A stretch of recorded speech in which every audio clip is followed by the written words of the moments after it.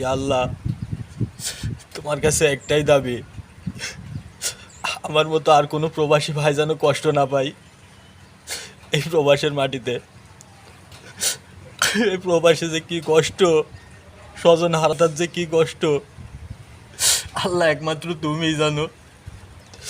আমার মতো যেন কোনো প্রবাসী ভাই এরম কষ্ট আর যেন না পাই, অন্তত পক্ষে স্বজন হারানো কষ্ট যেন কেউ না পাই।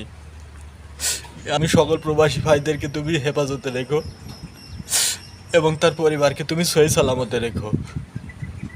তার পরিবার পরিজনদেরকে তুমি কুদরতি দ্বারা হেফাজতে রেখো, তাদের শরীরটাকে সুস্থতা রেখো। এই প্রবাসে স্বজন হারানো ব্যথা যে কত কষ্ট, সে একমাত্র যার হারিয়েছে সেই জানে।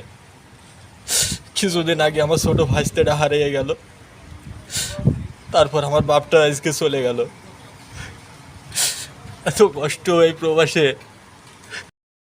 আল্লাহ তুমি সকল প্রবাসী ভাইদেরকে হেফাজতে রেখো এবং সকল প্রবাসী ভাই বোনের আত্মীয় স্বজনকে তুমি সহি সালামতে রেখো। আল্লাহ তুমি আমার দোয়াকে কবুল করো, আমিন।